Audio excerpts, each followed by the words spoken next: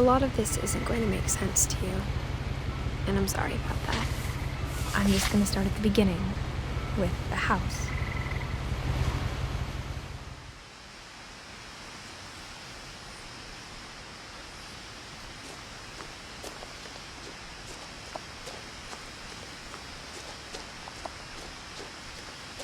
I lived here until I was 11, but I wasn't allowed inside half the rooms.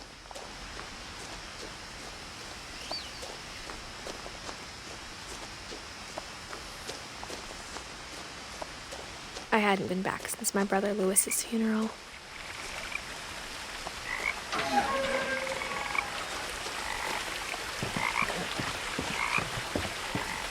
In her will, my mother left me a key, but didn't tell me what it unlocked. Maybe she thought I'd know, or she thought that the mystery would be enough to bring me back.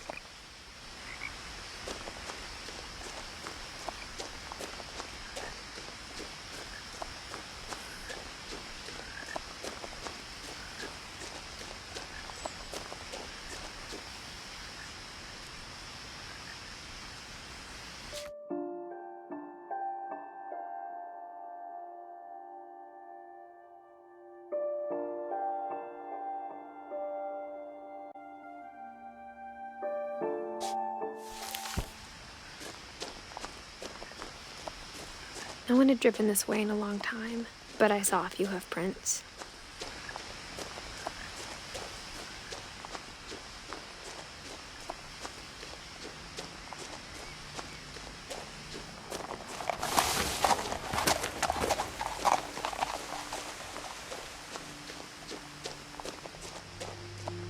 The truth is, even after I inherited the house, I never thought I'd come back to it.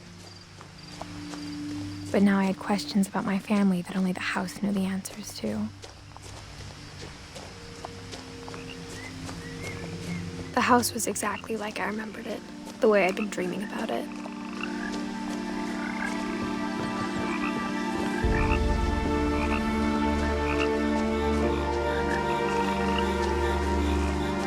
As a child, the house made me uncomfortable in a way I couldn't put into words.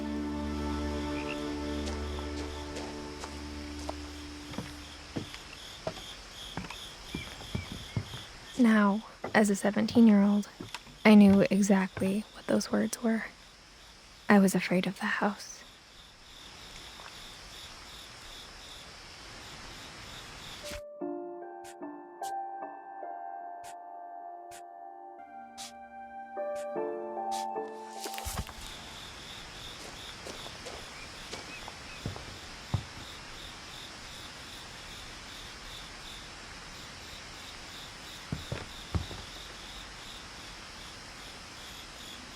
I hoped the key might unlock the front door. It didn't.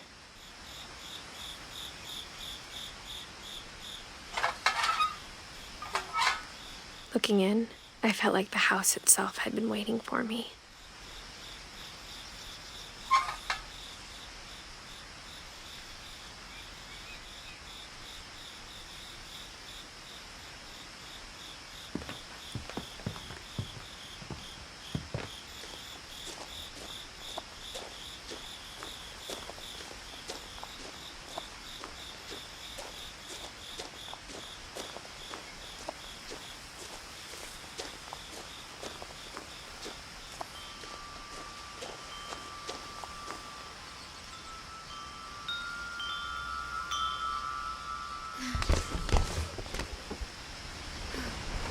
Crawling through the doggy door used to be a lot easier when I was 11.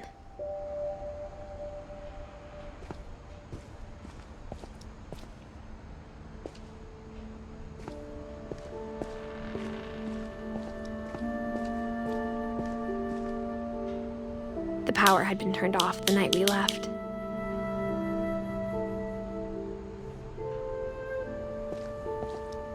For the first time in years,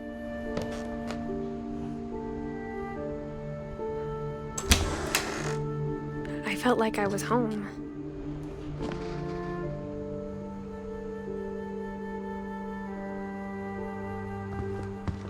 But instead of a family, there were just memories of one.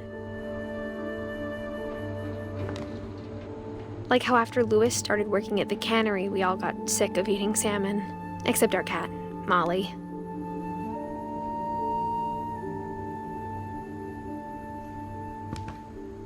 Or how only one restaurant would deliver to our house, so we had Chinese a lot.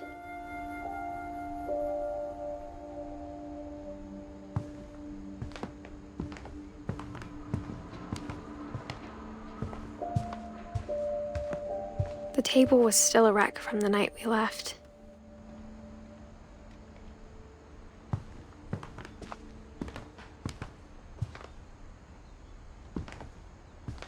It was like a bomb had gone off, killing everyone but sparing the furniture.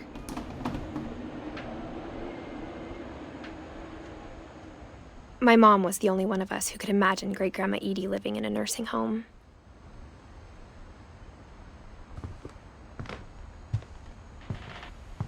Nothing in the house looked abnormal. There was just too much of it, like a smile with too many teeth. Even the fireplace had a story. Edie told me the bricks came from the original house, after it sank.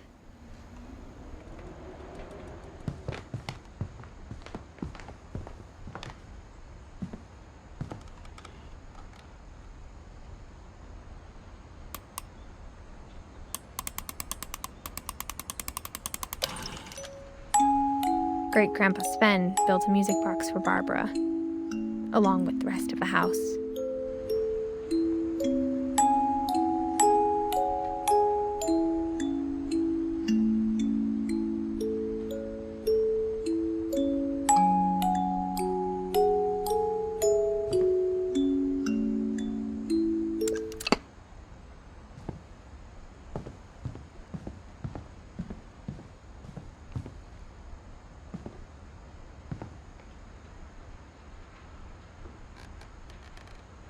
A lot of things got left behind in the whirlwind of that last night.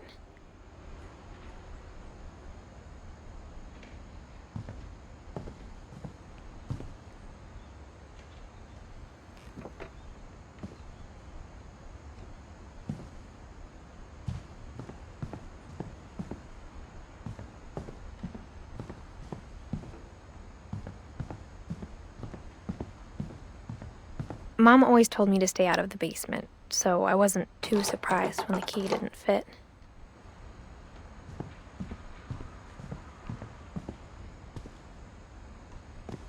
After Milton disappeared, Mom sealed up all the bedrooms. Then Edie retaliated and drilled peepholes.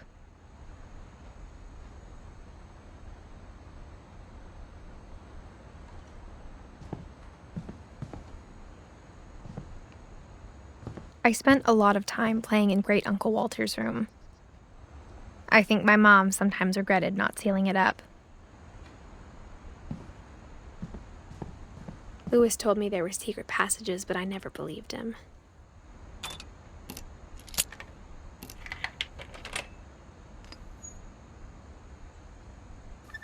Turns out, my mom was really good at keeping secrets. Now it was time to find out what my mom had been afraid of.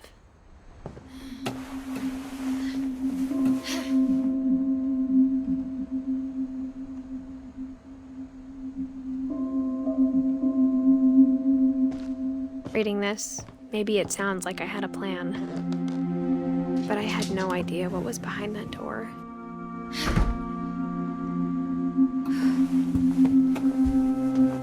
Just like I had no idea where all this was gonna lead.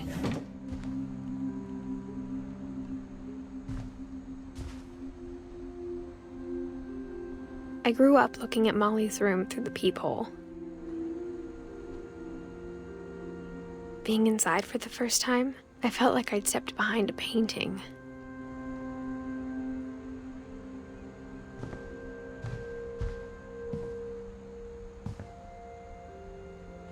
I got the sense Edie had spent a lot of time here, before my mom sealed the doors.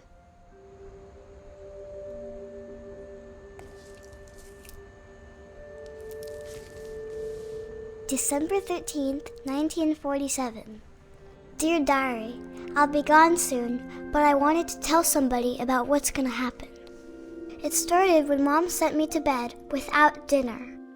I woke up and I was starving, so I looked around for something to eat. The gerbil food was dry, but I didn't mind it.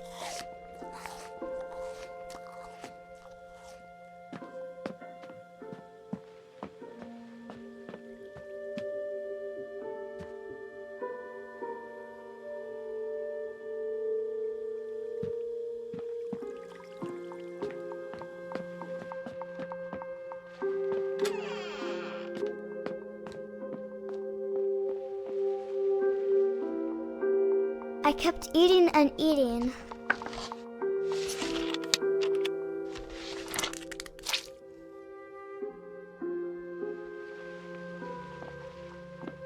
I ate a lot of things that night.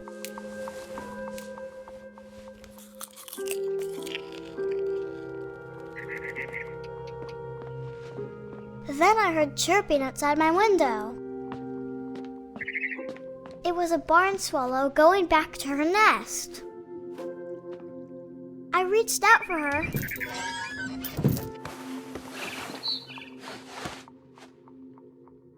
And suddenly, I was a cat.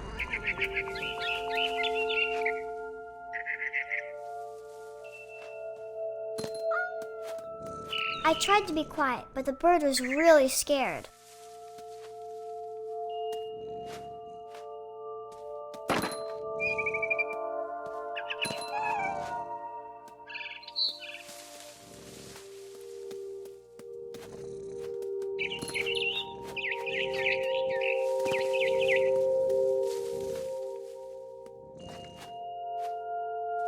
Mom and Dad didn't even look at me.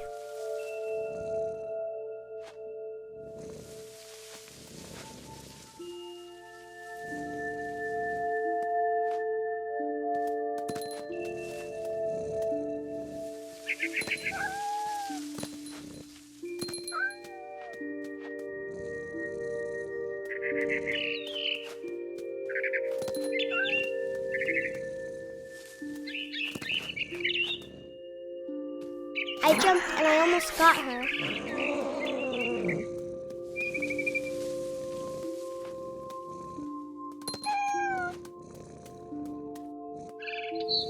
I could tell she was getting really tired.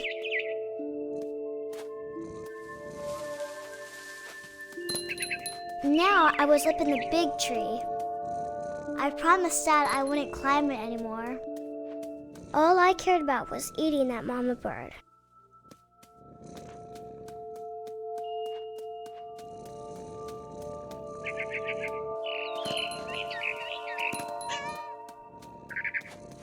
I gobbled her up.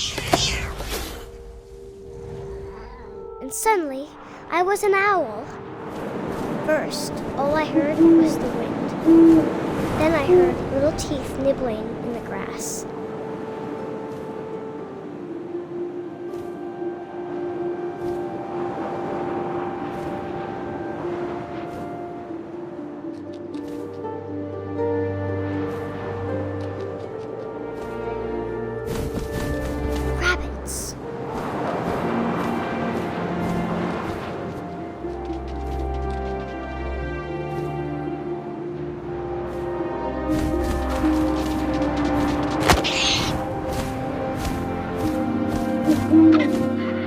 His face looking up and seeing mine through my talons. I swallowed him up, and I didn't chew one bit. Then I flew off to find something bigger.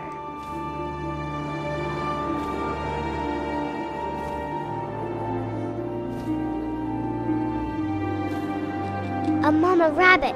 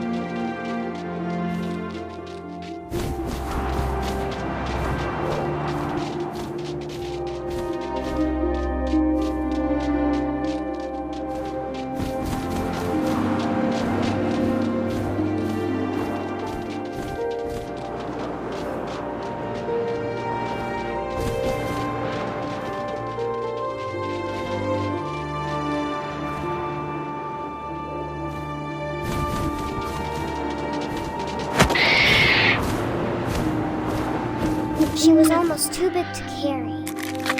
I started choking, but I couldn't stop eating. And suddenly, I was a shark.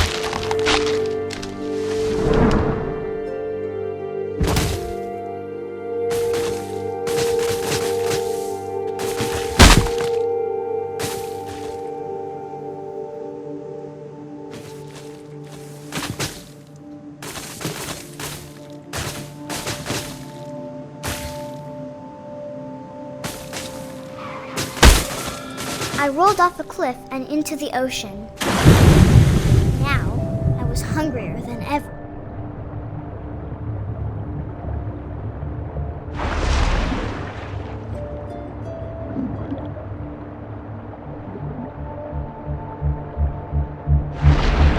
I wanted fat, juicy seals.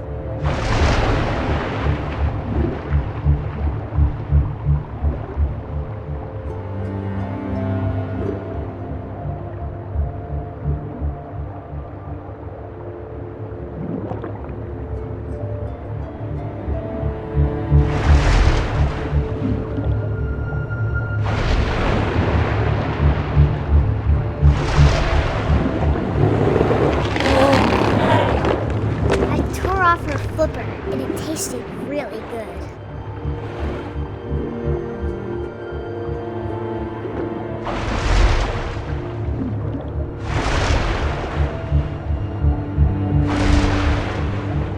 I grabbed on tight, but I was so hungry, I jumped out of the water. When I opened my eyes, everything had changed.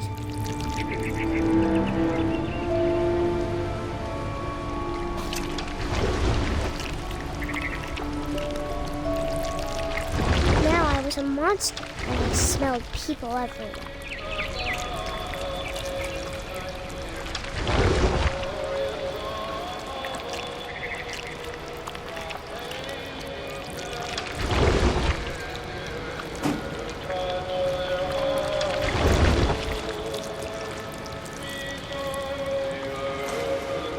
I was big, but I moved real quiet. Yeah!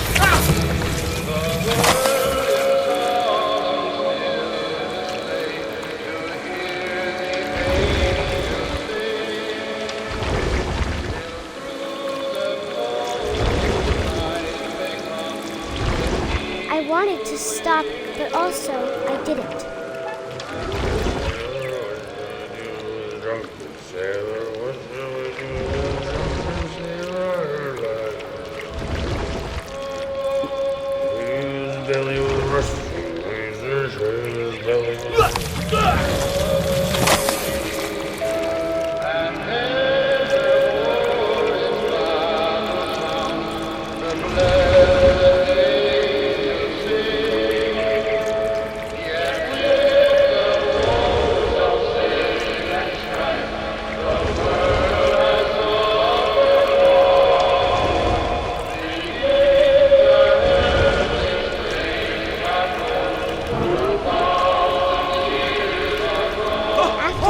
Passenger, I was still hungry, and across the water I smelled something new, something I had to have, so I swam towards it.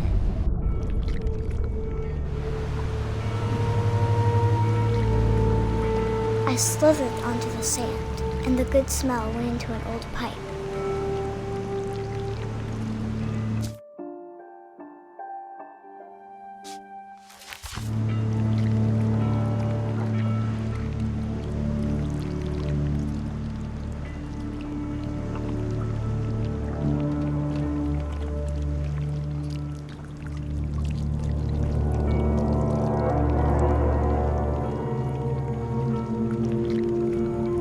I got closer and closer.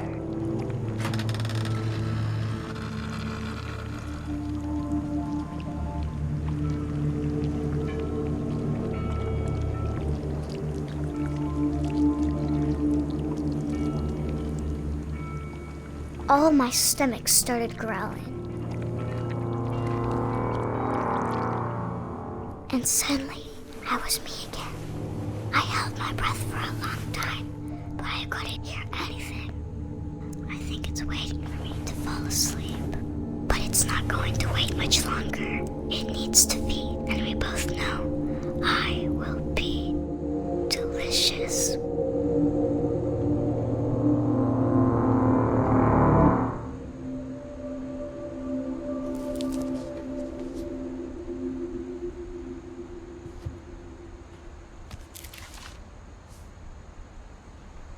I'm not sure if I believed all of that, but I'm sure Edie would have.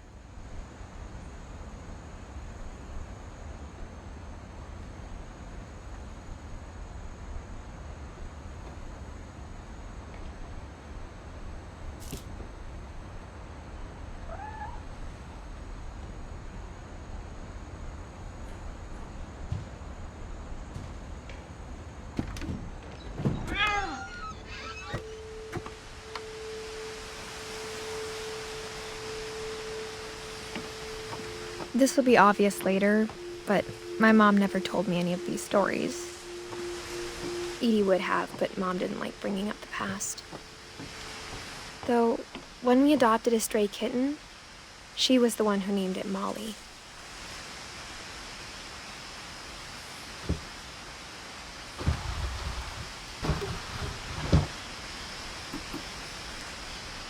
I spent a lot of time in Great-Grandma Edie's room.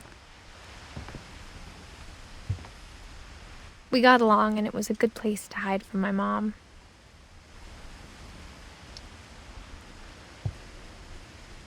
When Edie told people Sven was killed by a dragon, she could also have said he was building a dragon-shaped slide that collapsed. She could have, but she didn't.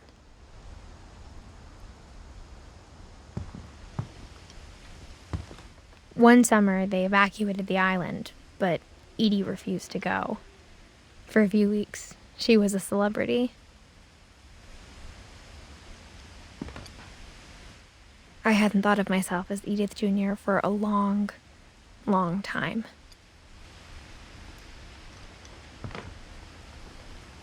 Edie gave a big interview about a mole man living under the Finch house. My mom was furious.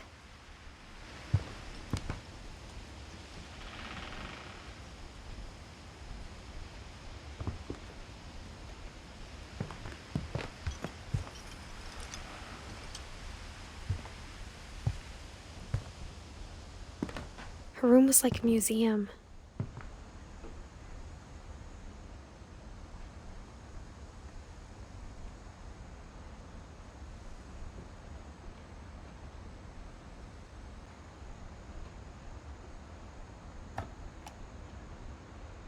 For 500 years, the Finches have been famous throughout Norway for their fortune and misfortune.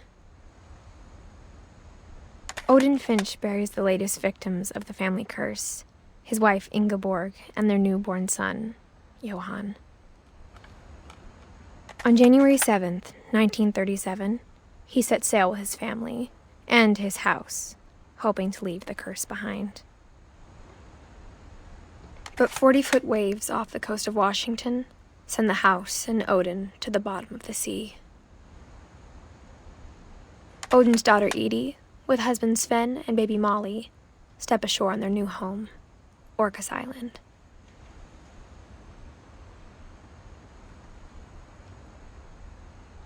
Odin Finch is the first to be buried in the new family cemetery. His daughter Edie is already dreaming of a new Finch house.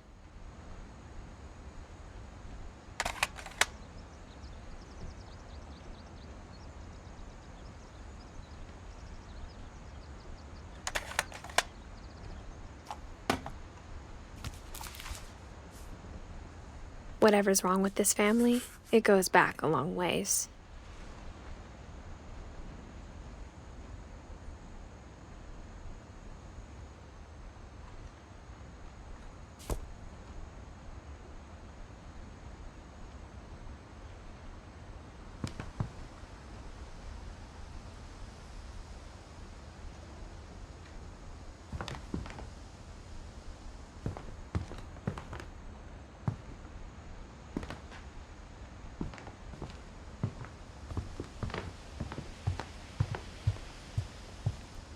Even in her 90s, Sometimes Edie seemed a lot younger than my mother. The only trace Grandpa Sam's first wife, Kay, left on the house was the pink bathroom.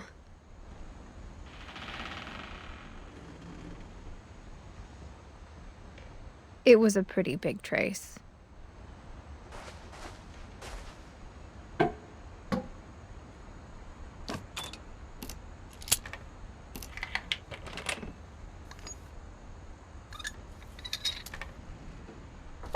There's a secret in this bathroom. It's in the last place you would look. It isn't in the cupboard. It's hidden in this book.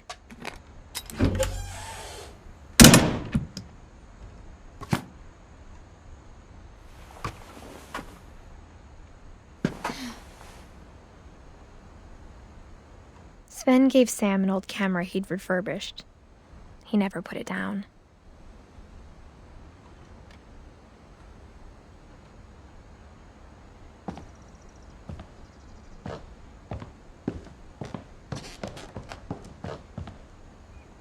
From the paintings on the wall, it was clear my brother Milton had been here before me.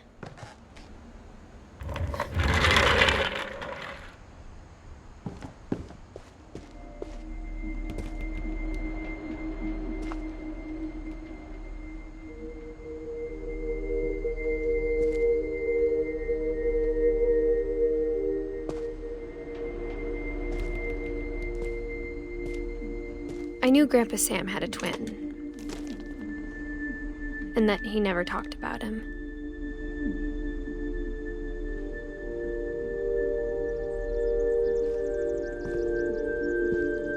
I guess my grandpa didn't like history any more than my mom did.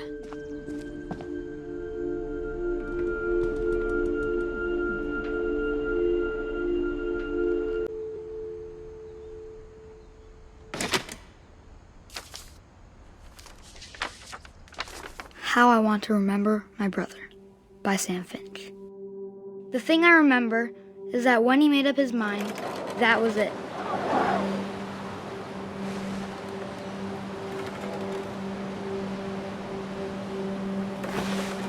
My brother said he'd die before he ate another mushroom, and he did. At Barbra's funeral, we swore we'd never be afraid again, and he wasn't. I think Clavin always wanted to fly. Sam! Clavin! Dinner's ready! Coming! But that day, he finally made up his mind to do it. I told him going around was impossible. Maybe if I hadn't said that, Clavin! I'm not gonna tell you again! maybe if the wind hadn't picked up, then maybe he'd still be here. But I doubt it. I think he'd already made up his mind. That's what I want to remember about my brother.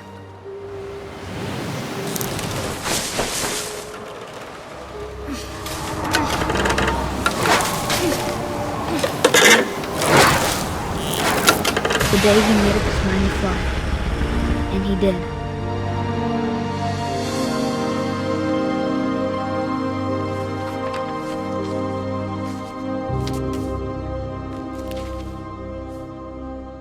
Calvin's story felt strangely familiar. When I was younger, I remember trying to do the exact same thing.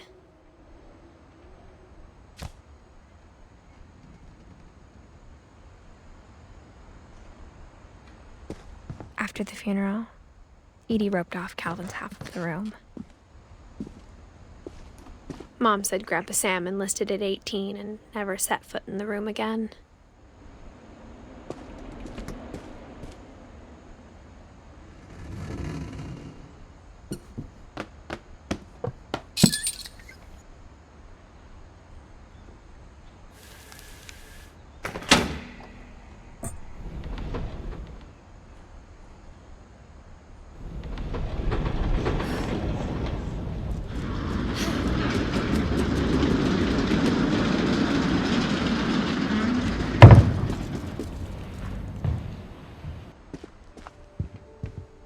passages were a pretty tight fit. They'd obviously been built for smaller hands and bellies.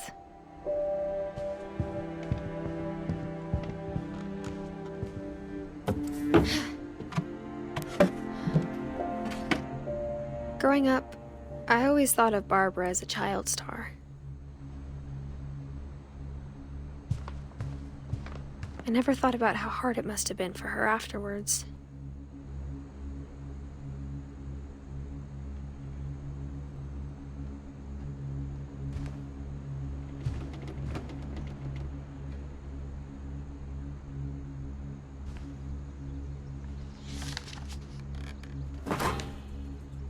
Of all the stories people wrote about Barbra's death, I'm surprised Edie saved this one.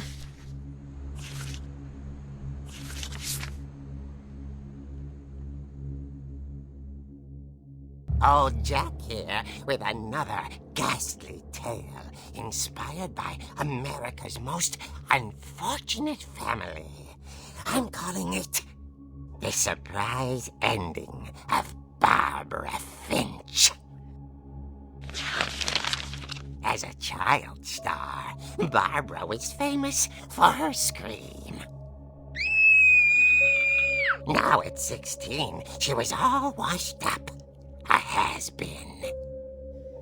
But in a lucky break, she'd been asked to perform her signature scream at a local convention for monster movie fans. It was just the boost her career needed. Unfortunately, her scream hadn't aged well.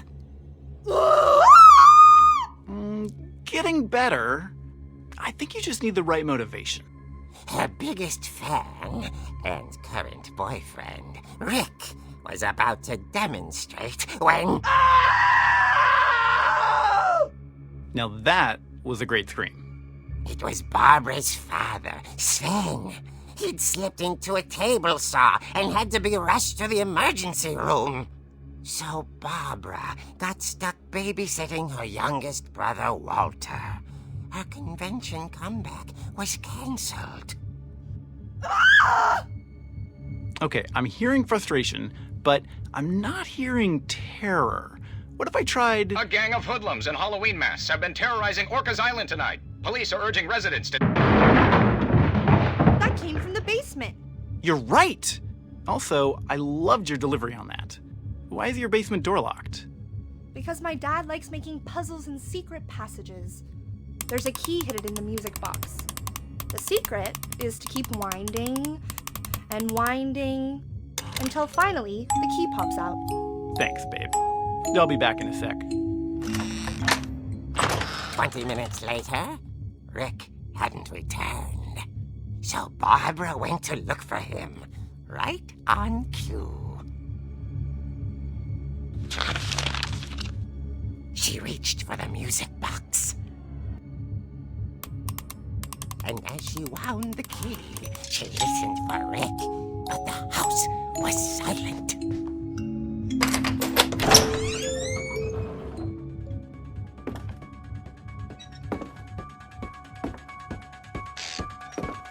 She found Rick's crutch and imagined the worst.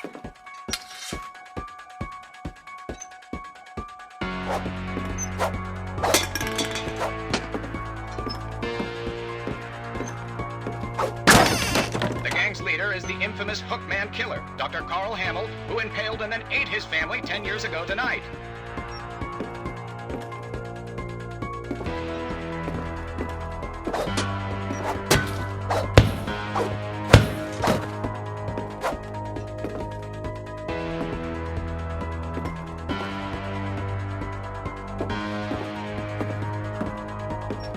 The old fridge rattled and grew still. Oh dear!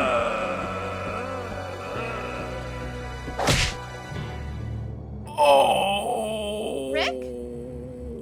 Barb, relax. I was just trying to scare you to help you find your scream. Well, I'm not scared, Rick. I'm furious. Then act furious. All I'm getting from you now is that you're hurt and confused and you're... She threw him out, but she kept a little something to remember him by.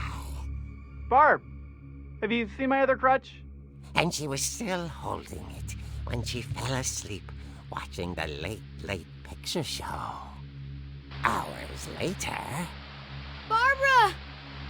Walter, what's going on up there? Ah! Okay, I'm coming up, but if this is a trick, you're dead, Walter.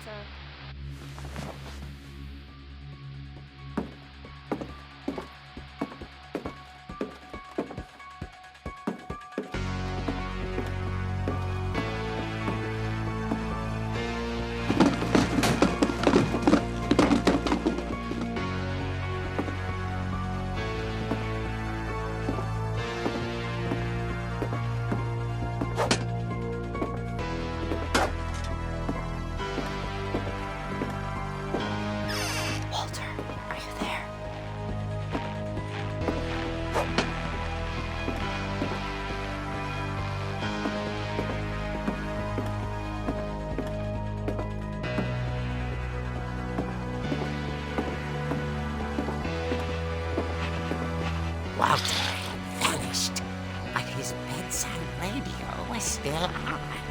Orcas Island police describe the man as 6 feet tall, with a steel hook for a hand.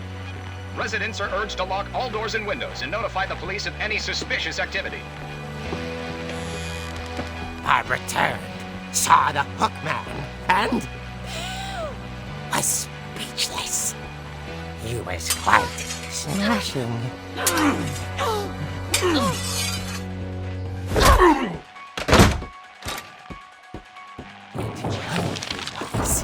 He couldn't get enough of Barbra.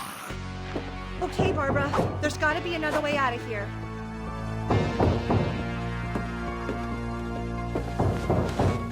That night, she played her part beautifully.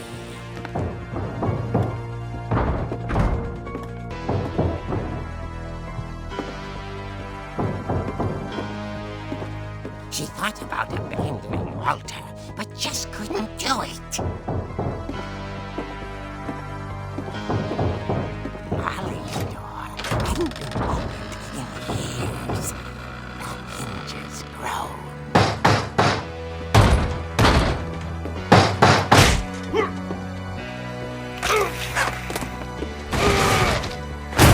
He wasn't moving, but she sensed the story might not be over yet.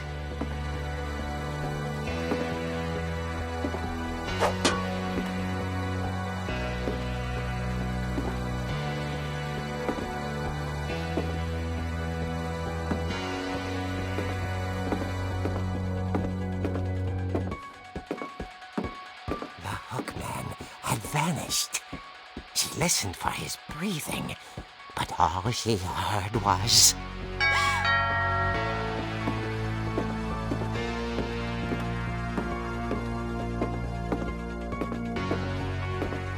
At the door, she heard whispering. It was coming from inside the house.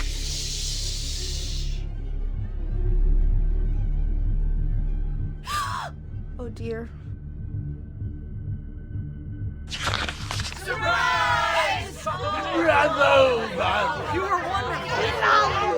The monsters had come to surprise her.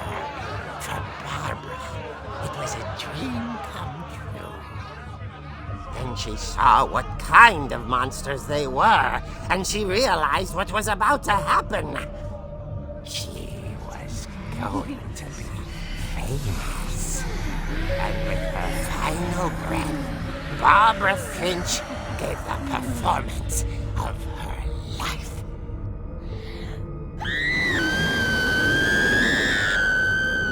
I wasn't there myself, but I hear Barbra was magnificent. Poor girl. She had a taste for stardom. But unfortunately, so did her fans. Of course, the police blamed it all on poor Rick, who disappeared the same night. And little Walter? Hiding under his bed the whole time. He took it all pretty hard, but that's another story. As for Barbra, tucked inside the music box is all they ever found of her. Her ear. Now that's what I call a real eerie tale.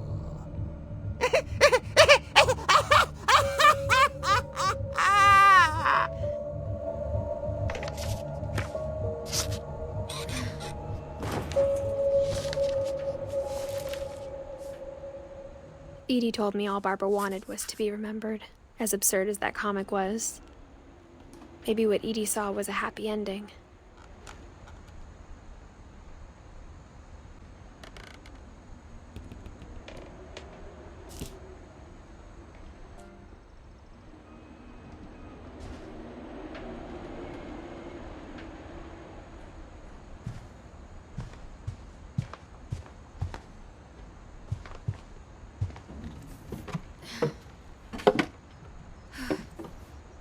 I guess now I know why Mom didn't like me playing with the music box.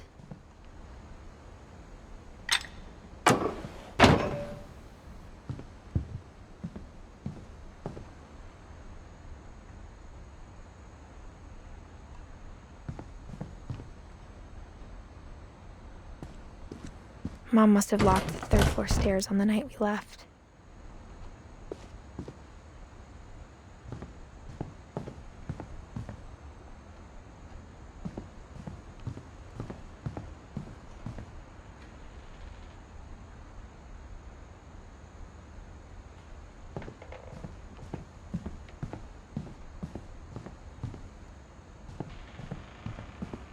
It's funny.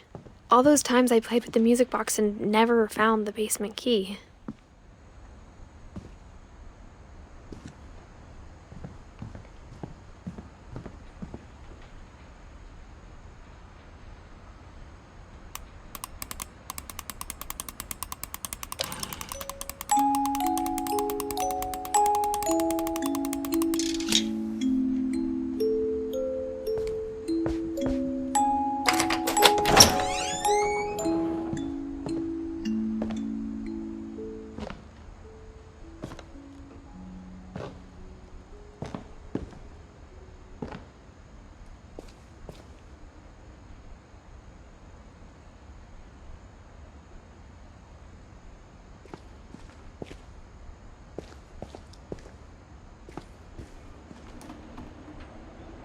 Mom said the basement was off limits, unless I wanted another tetanus shot.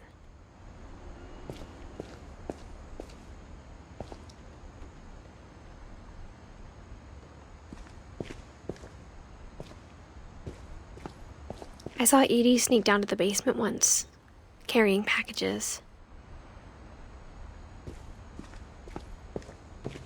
I thought maybe she was hiding presents. It turned out she was hiding a lot more than that.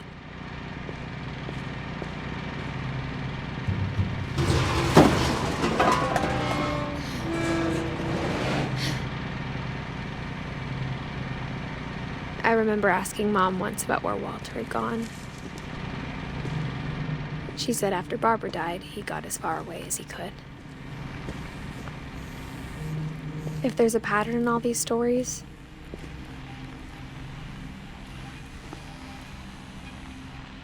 I think it's that none of us has gotten very far.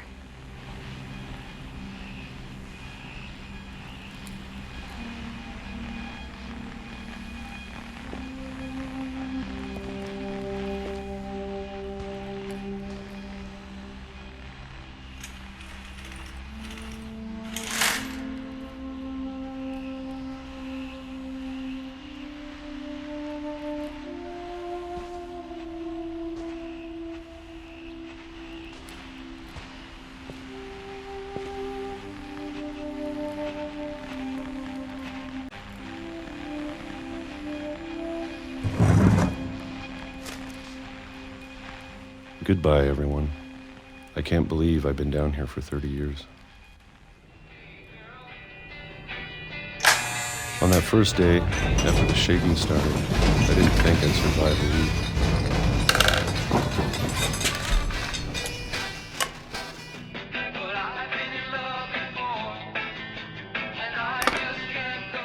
But after a few days, I settled into a routine.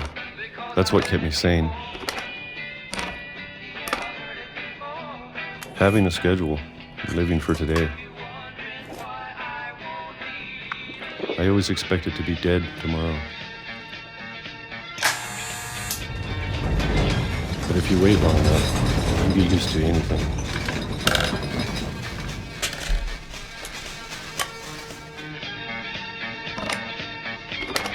Even a monster on the other side of the door starts to feel normal. Almost friendly.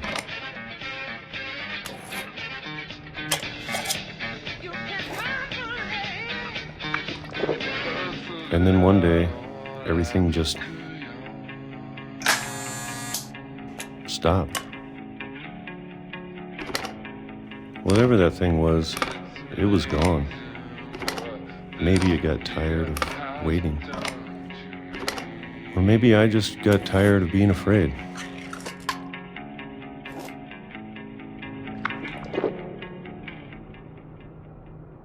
It's been a week now, the longest in 30 years. I'm done waiting. I have to leave while I still can.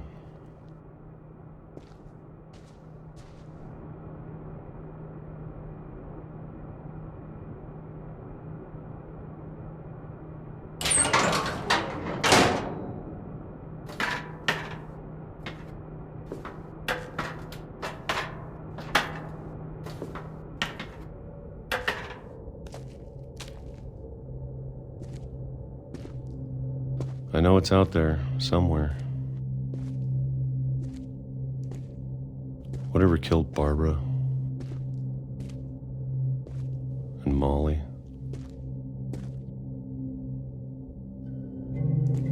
and Clavin.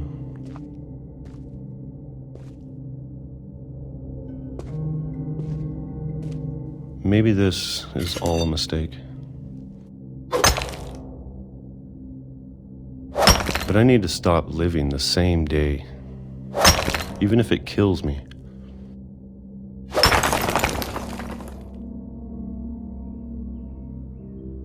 Whatever's out there, I want you to know I'm ready for it.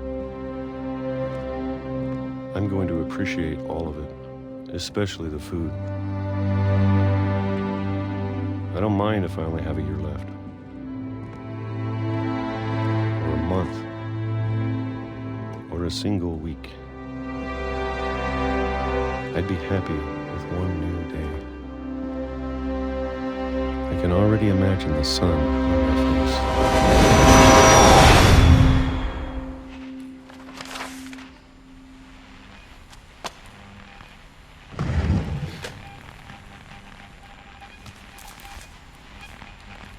Walter died when I was 6. I can't believe my mom never told me he was down here.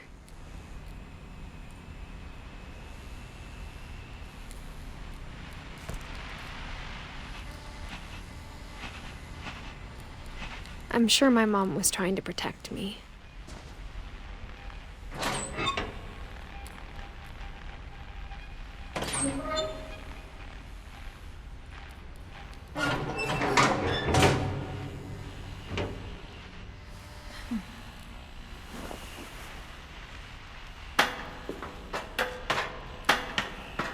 Maybe she was afraid I'd end up like Walter. But if she never told me about an uncle under the house, I can only imagine what else she was hiding.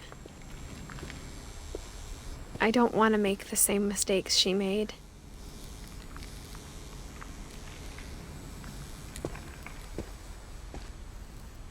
Trying to bury something that's still alive.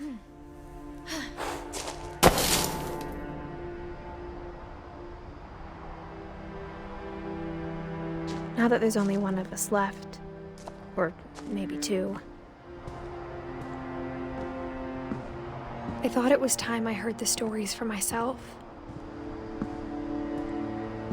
and found out what happened to everyone else. But now I'm worried the stories themselves might be the problem. Maybe we believed so much in a family curse, we made it real.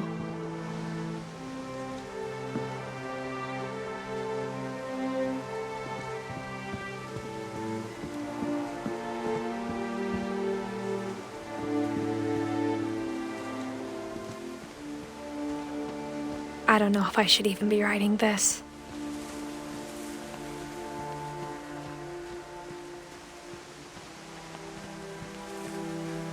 Maybe it'd be better if all this just died with me.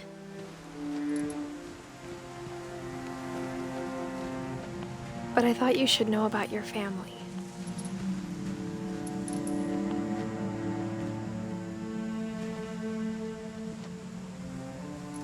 And the history you're a part of.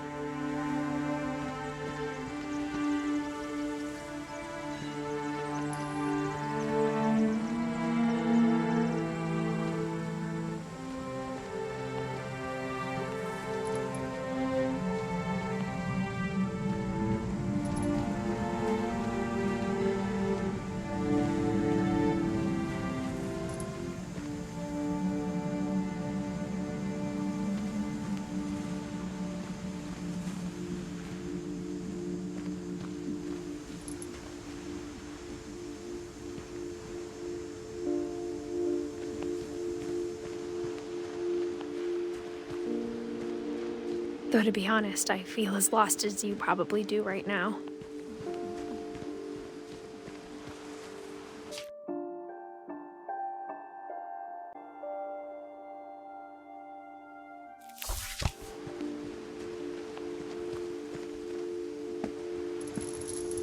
I think the people in these stories believed them, for what that's worth.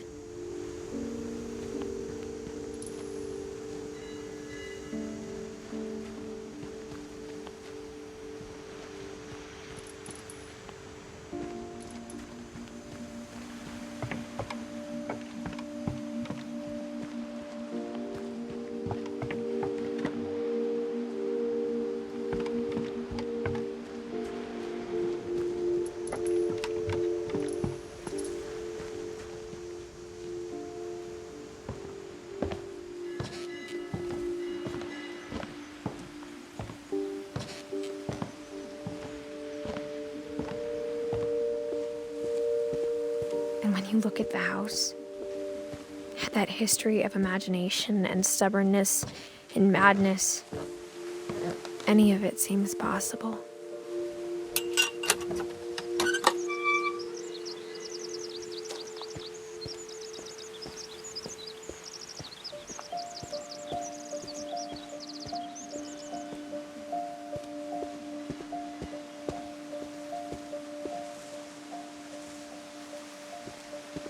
I think we've been surrounded by death for so long, we've just gotten used to it. What kind of family finishes building a cemetery before starting the house?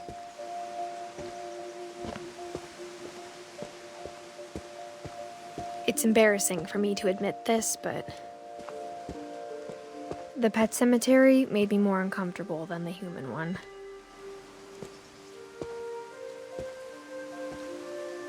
Three of the gerbils were mine, and 2 had been my fault.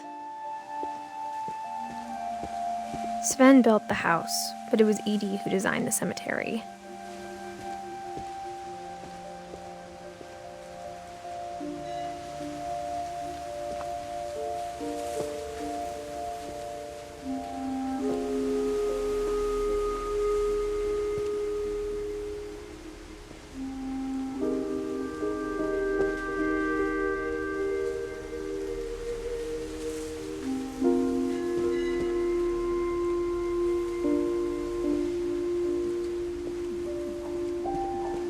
I'm sure Odin's monument had been Edie's idea. My mom was always trying to move on, but for Edie, the past never went away.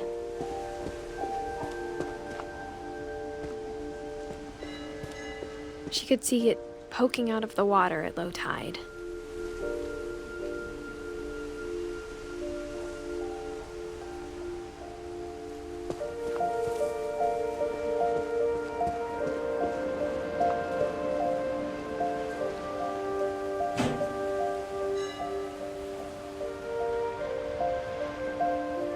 Edie said she dreamed about the old house every night.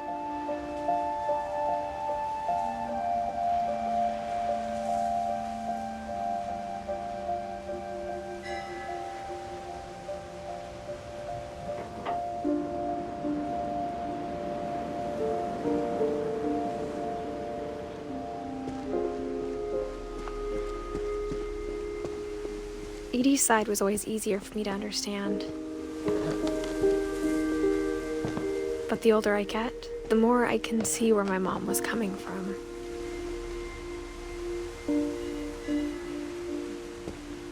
Her dad had been pretty strict, but it wasn't enough to save her brothers. She was just trying to do better.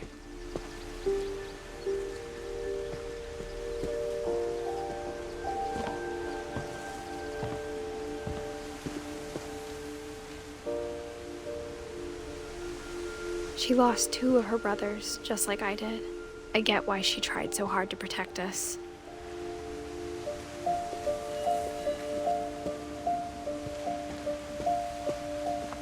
There's so many things I wish I could ask my mom now. Part of me thinks this is what she wanted all along. For me to come back someday and find everything out for myself.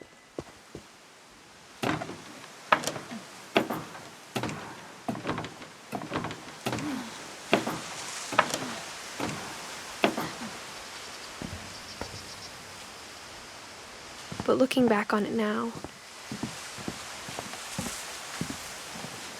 if she told me there was going to be so much climbing, I never would have come when I was 22 weeks pregnant.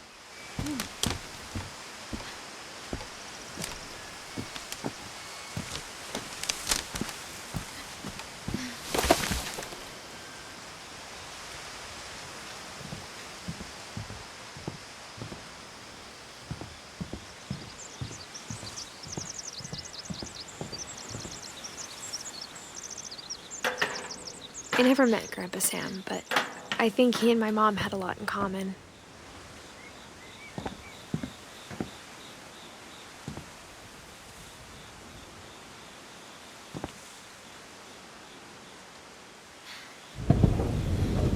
They were both pretty intense.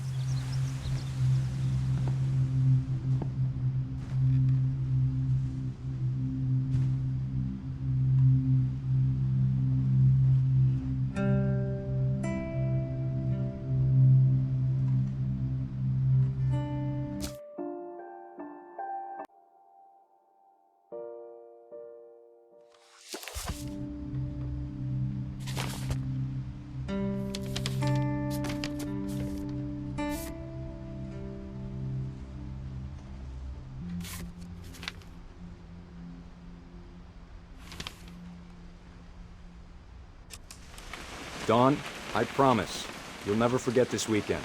Yes, sir. These memories are gonna last a lifetime. Hmm? Megan? Perfect. It's gonna rain the whole weekend, isn't it? I will never forget this weekend, Dad. That's the spirit. Okay, got it. I'm gonna take some pictures, okay? Just be careful. The camera's older than you are.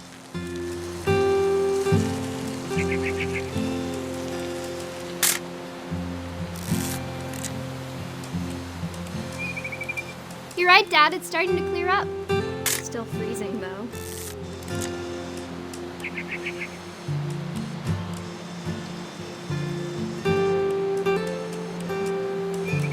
Definitely should not have drunk all that coffee. Hey! That's a keeper. Hold still while I take a picture of you. I'm just saying, I'm not always gonna be here, Dawn. You'll need to remember this stuff, if you want to survive. I'll be fine, Dad. You know who else thought he was gonna be fine? Some guy who died. Dawn, I'm being serious. I know, Dad. You're always serious. Doesn't being out here make you want to chill out? Well, to tell you the truth, I haven't been out here in 20 years. Dawn, don't you think you could find something more interesting to photograph?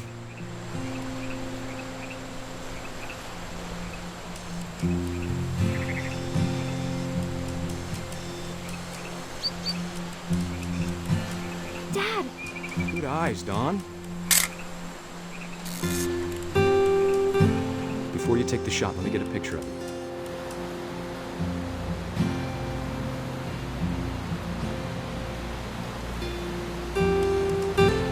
Dad, I... Just breathe. Let me get behind you. Do I have to do this? Dawn, you don't have to do anything. But if you want to survive, you'll need to be strong. Great shot, Dawn!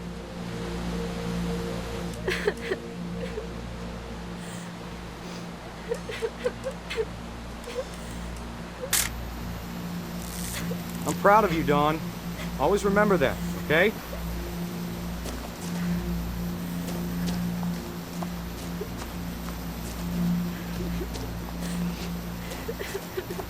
Dad, it's twitching. I think That's it's totally still... normal, Dawn. Just focus on the camera. Try not to think about... Dad!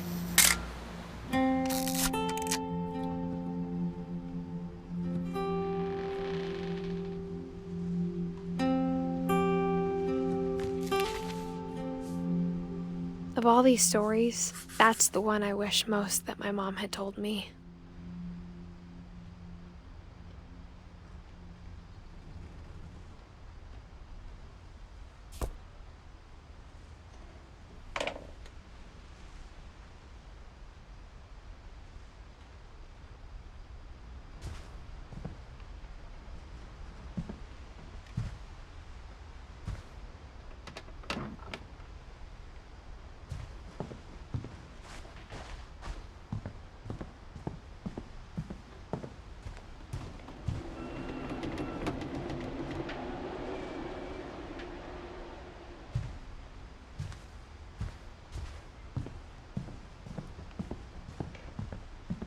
Instead of hiding from death, Sam seemed to go out of his way to meet it.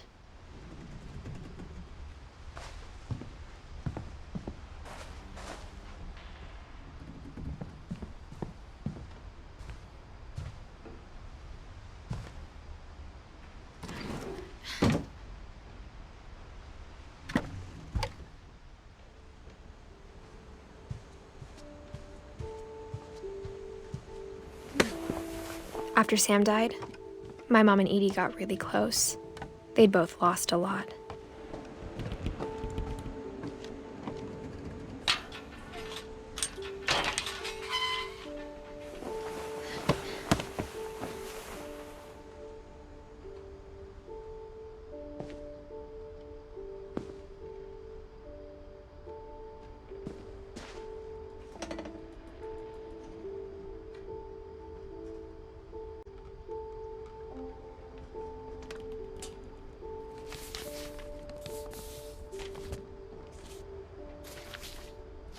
Dear Kay, do you remember the way Gregory used to laugh when he thought he was alone?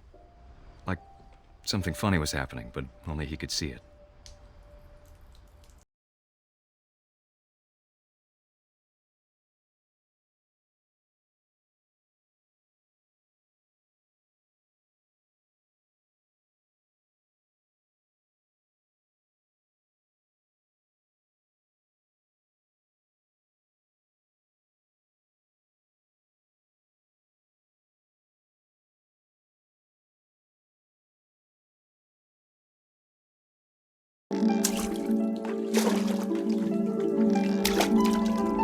Let's hand over Gregory. It's time to...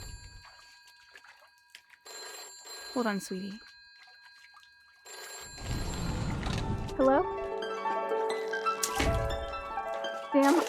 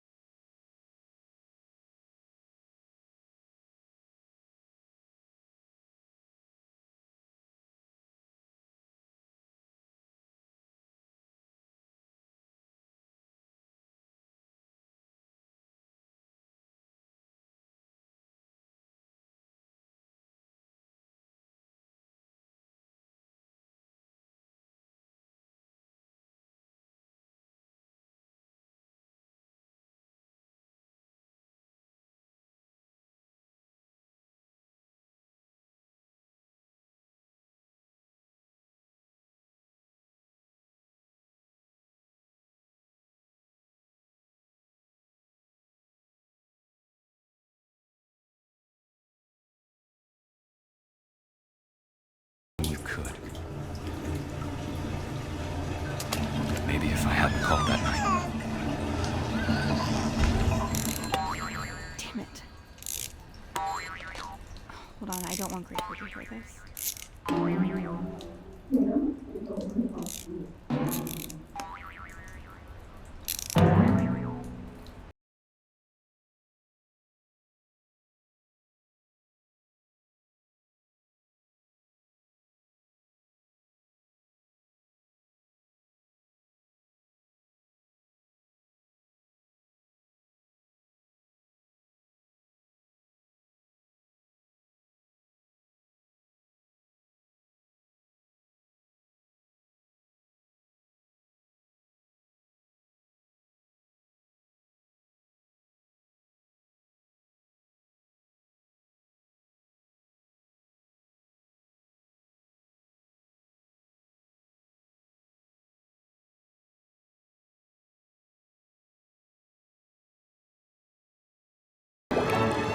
I'm sure he's happy.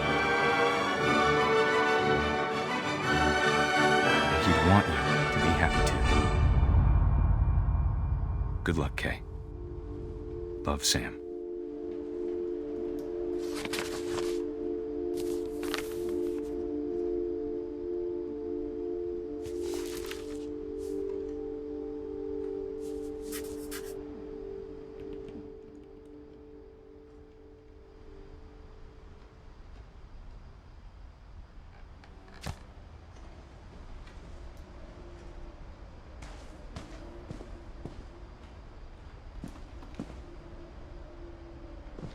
I can't imagine my mom ever writing poetry, and yet...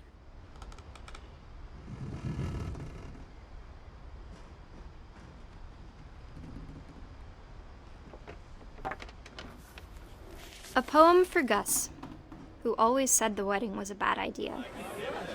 Our father never hit us kids, at least not very hard, before the day my brother said with teenage disregard that he'd be dead before he'd see a wedding in our yard.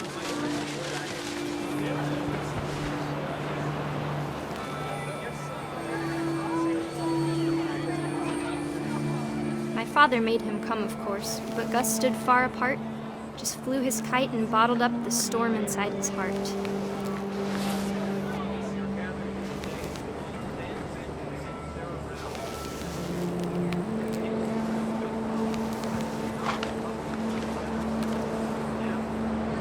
I tried to talk him out of it, but though he'd never met me. We don't need a stepmom, were the words that I now pronounce you husband and wife. You may kiss the bride.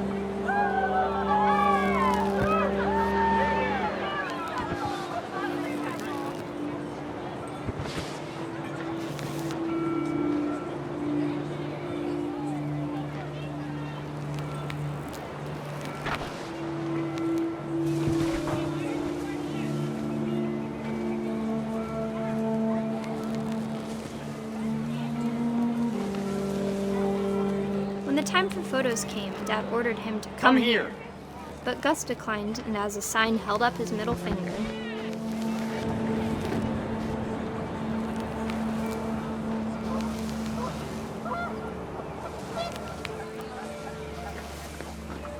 The wind picked up, and panicked geese appeared and quickly went. But all the humans did that day was go inside the tent.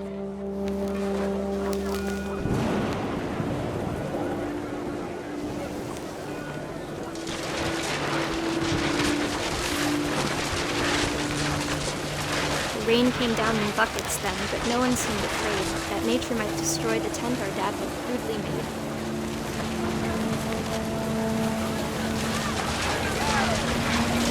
The thunder sounded much too close and full of angry power. But all my father said to this was, "Make the music louder."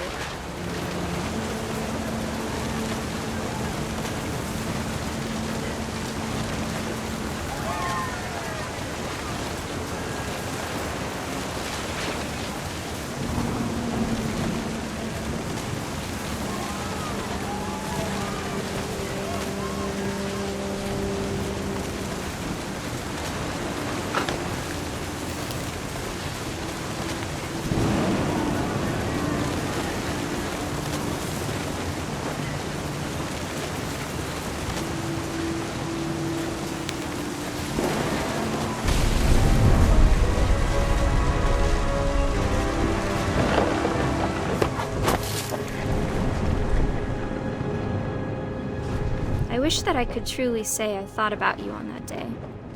Out there on the beach alone, just you, the wind, the sea, and foam. But I didn't, until we found you.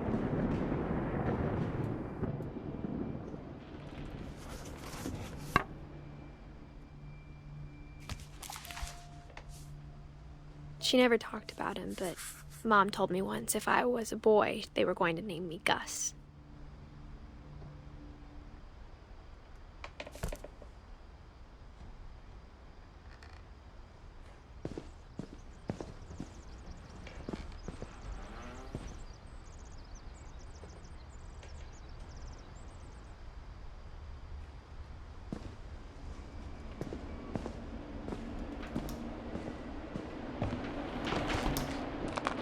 My mom moved up to the loft after her brothers died.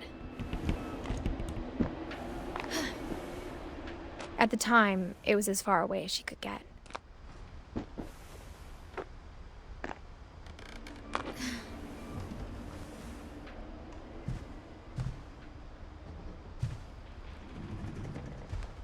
She spent a summer building houses in Calcutta, where she met my dad, Sanjay.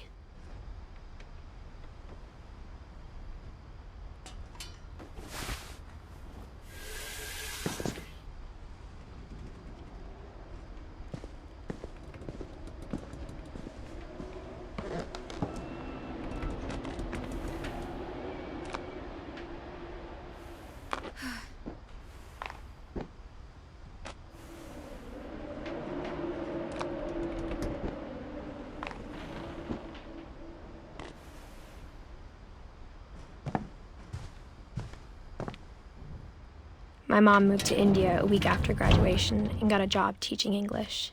Louis was born a year later.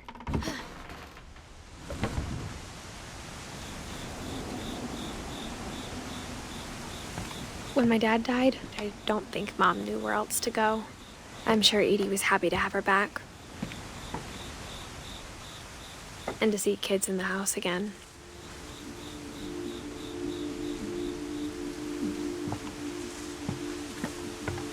The house had to get a little bigger, but Edie was used to that.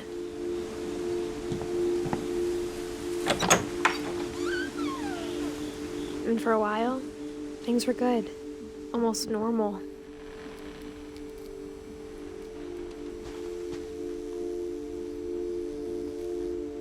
But it didn't last. The beginning of the end was Milton's 10th birthday, when Edie gave him a castle.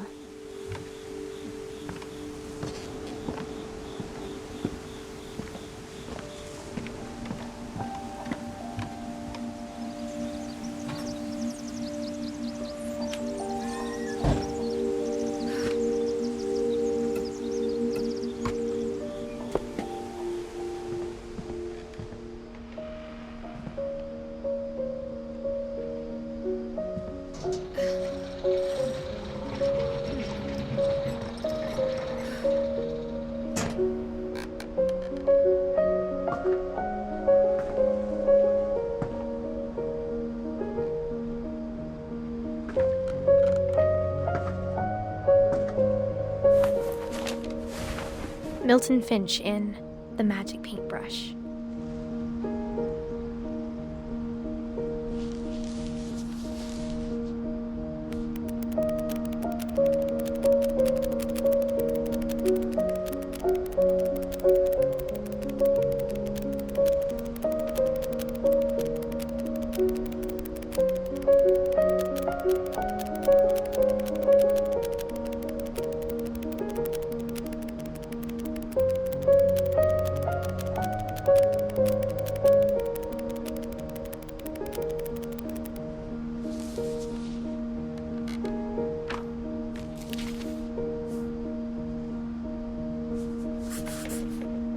I was 4 when Milton disappeared.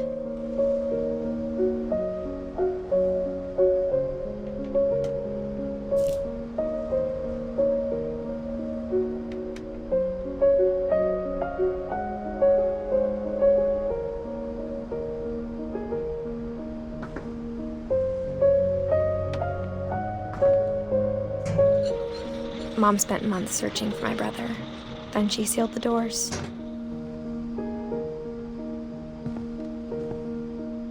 Whatever Milton had found in the house, Mom didn't want it getting out.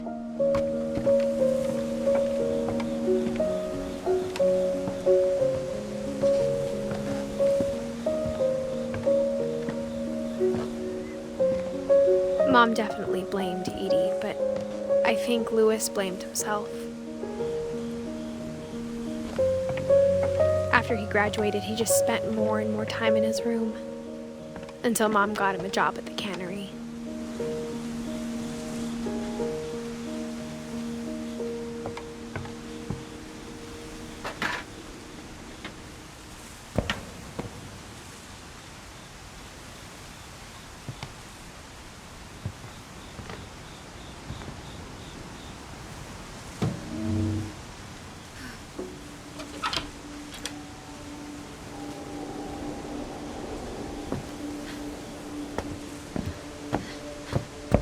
Louis's room smelled very, very familiar. That part of him lived on.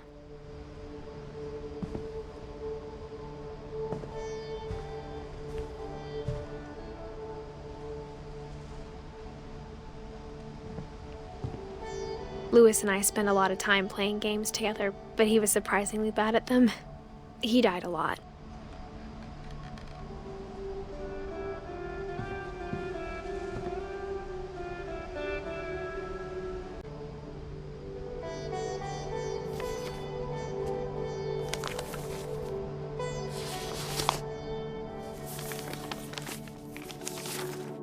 Dear Mrs. Finch, as Louis's psychiatrist, I can understand your desire for an explanation. As I see it, the trouble began in January, shortly after we convinced your son to seek treatment for substance abuse. Newly sober, I believe Louis first noticed the monotony of his daily life.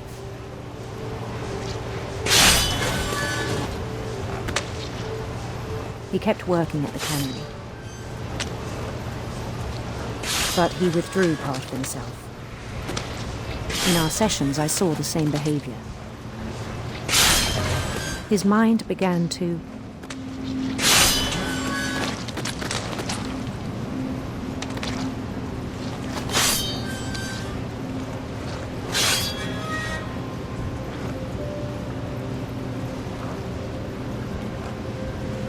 wander.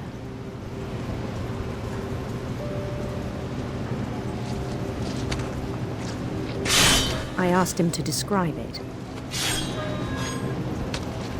He said he started small.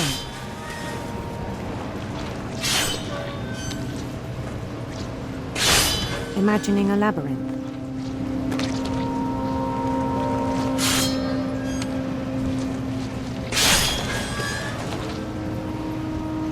He'd feel his way about.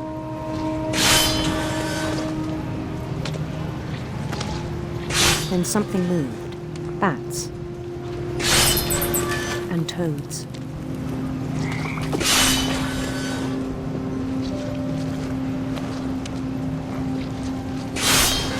And things that have not names.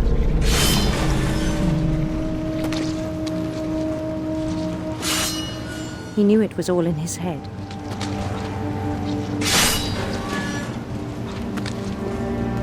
But he took it very seriously. I had hoped he'd find himself.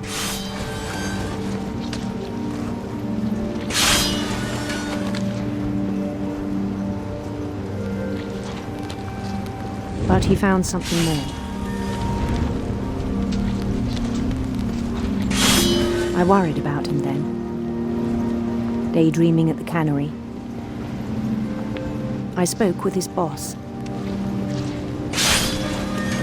But he said Louis had become a model employee. Methodical, tireless, focused.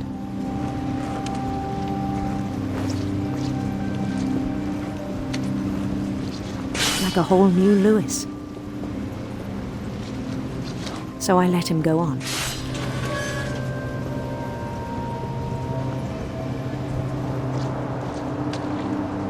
I even encouraged him.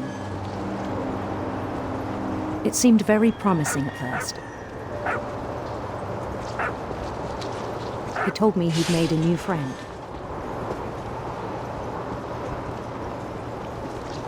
On the edge of a city he named Lewis Topia. He built the city up slowly, brick by brick. Then he made musicians.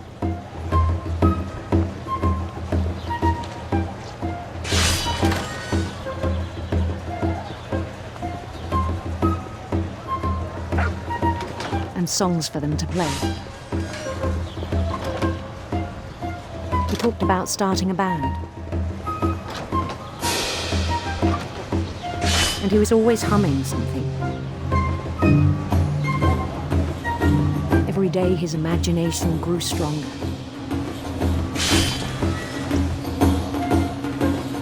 He no longer spoke at the cannery.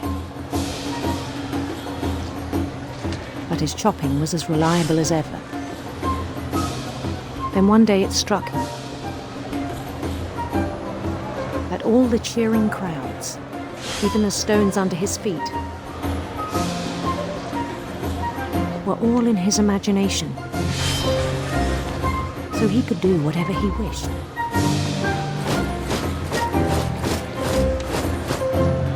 He held an election for mayor.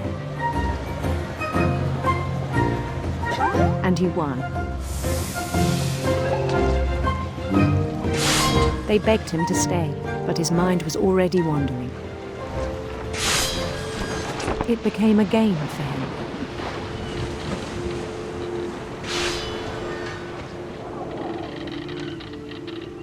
He'd conquer a city, then immediately push on. New Louisville.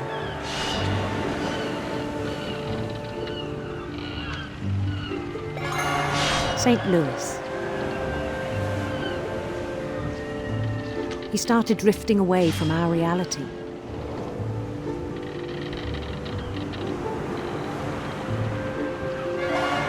Minneapolis, until one day he forgot to go home from the cannery. Even as his mother pleaded with him, part of Louis kept sailing on.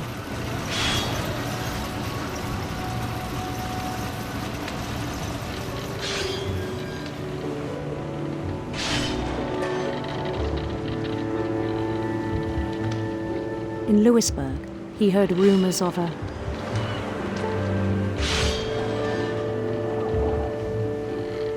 handsome queen.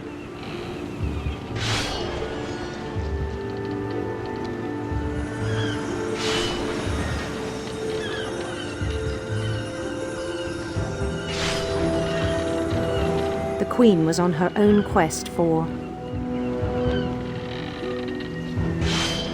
sinister serpents.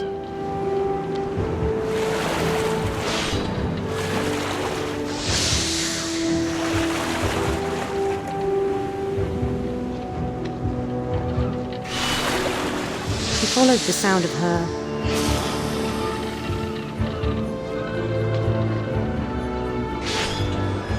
electric sitar.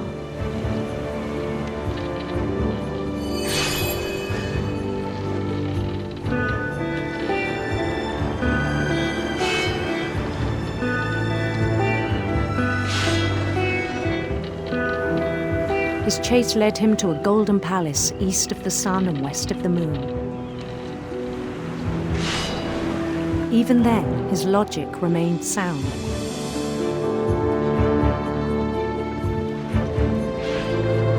He knew the world was all in his imagination.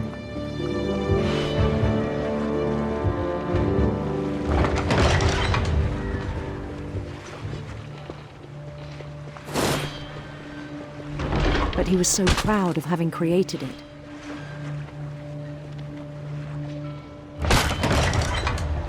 In his own eyes, he'd become something greater than a king.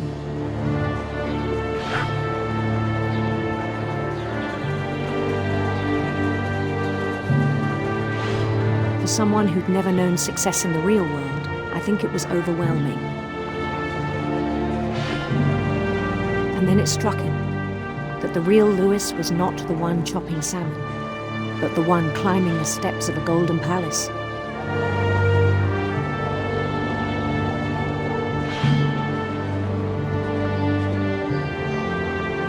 My imagination is as real as my body, he told me. It was hard to argue with him.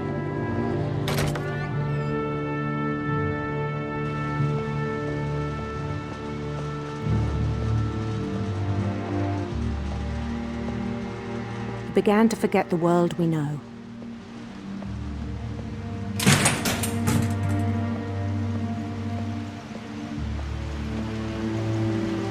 I think it pained him to remember Lewis, the cannery worker.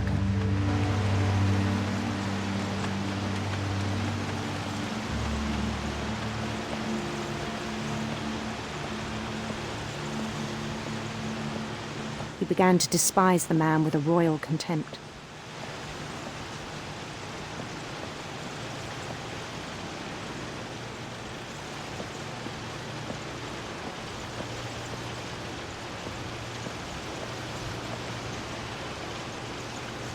I still thought I could save him.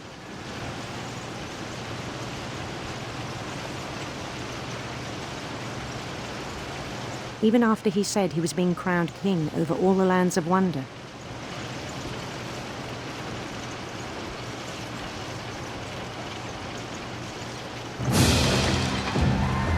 The palace would be packed with his companions.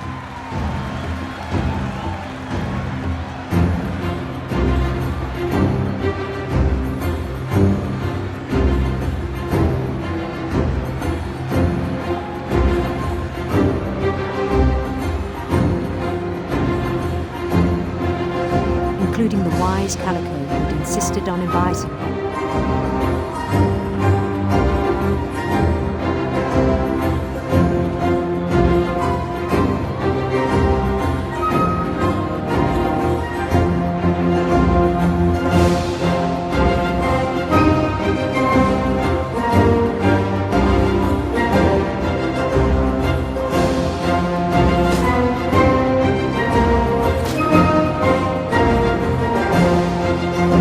His queen waited, holding his crown.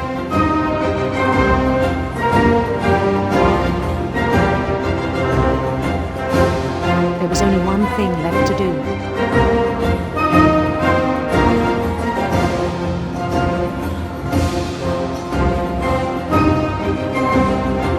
Bend down his head.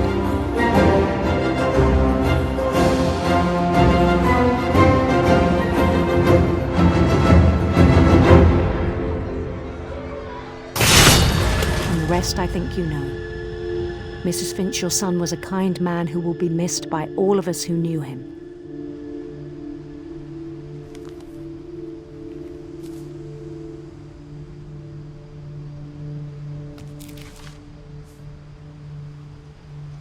My brother was really cool. I wish you could have met him.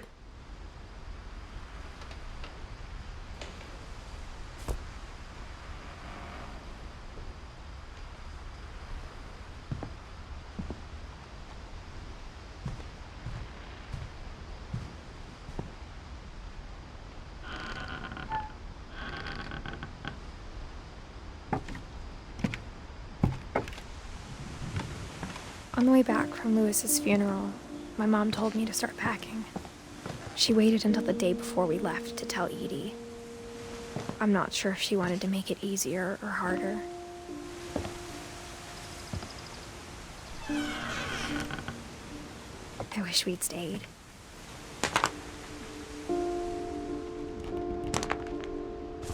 But I understand why we left.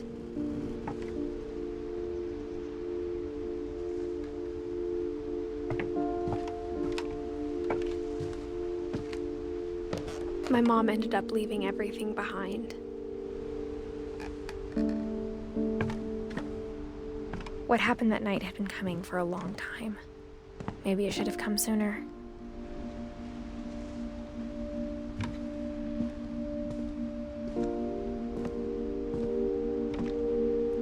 But it had to end one way or another. All that's left now is to tell you about that last night.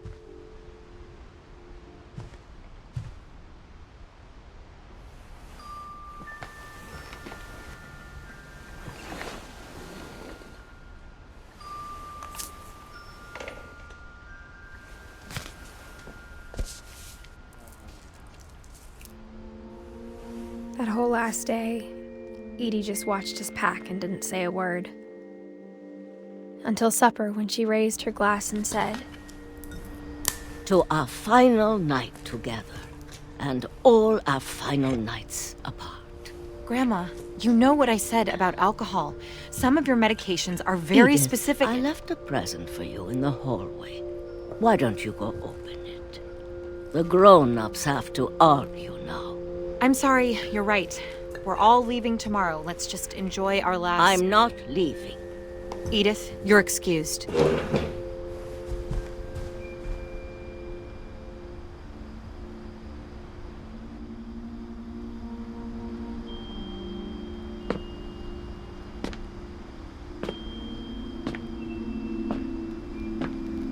The power had been shut off that morning, but Edie always had plenty of candles. When my mom sealed the library, I don't think she knew about the other entrance. Or that Edie had a key to it.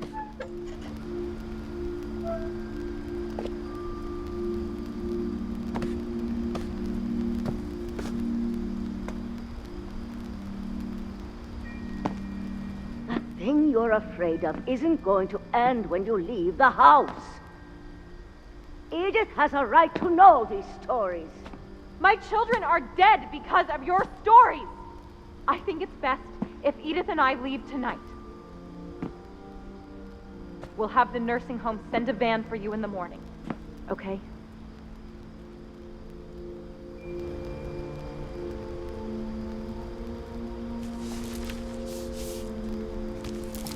Dear Edith, there's so many stories I wish I could tell you, but there's only time for one. This is about what happened on the night you were born. That night, the tide went way, way out. It was the first and last time I ever saw the old house aground. There'd been an earthquake out in the middle of the ocean. They called it the lowest tide in 1,000 years. God, it smelled awful. You know, I've seen that house every day of my life.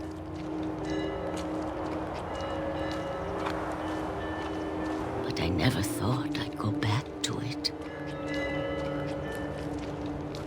When the fog rolled in, I lost my way.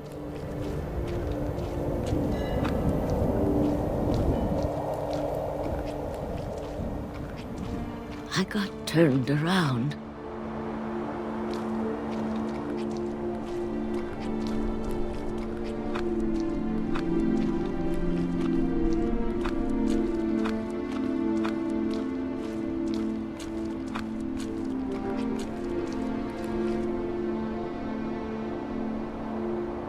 For a while, I wandered. I started seeing things.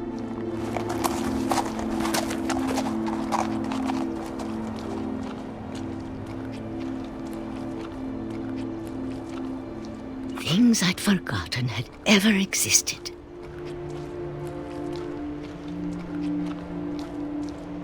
But when I saw them, they felt like old friends. That night, a lot of things came back to me. Or maybe I came back to them.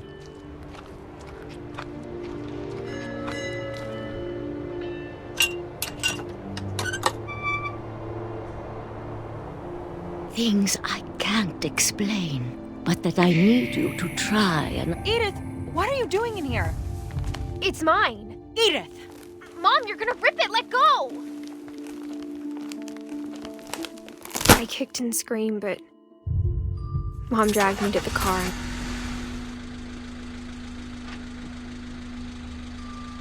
I never saw Great-Grandma Edie again.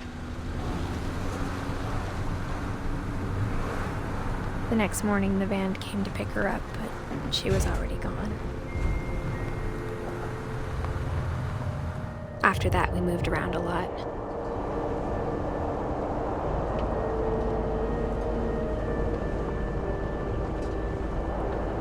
We both tried to make the best of it.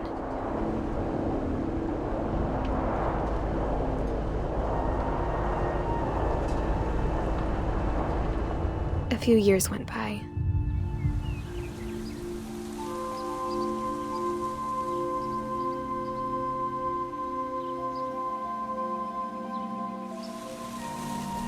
My mom didn't like to talk about it, but she started getting sick a lot. The rest happened pretty quickly.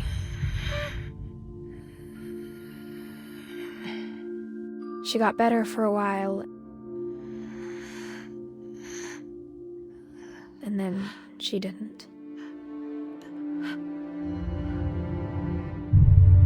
And then I was alone.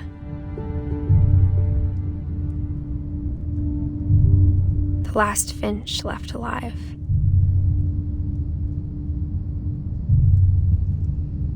Until I found out about you. I'm still not sure what to tell you about all this. If we lived forever, maybe we'd have time to understand things. But as it is, I think the best we can do is try to open our eyes. And appreciate how strange and brief all of this is. This journal was supposed to be for you.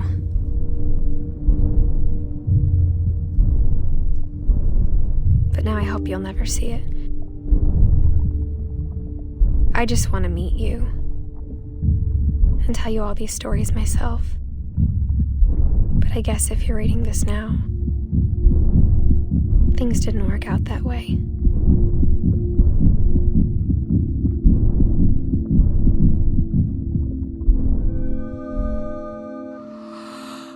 This is where your story begins. I'm sorry I won't be there to see it. It's a lot to ask, but I don't want you to be sad that I'm gone. I want you to be amazed that any of us ever had a chance to be here at all. Good luck.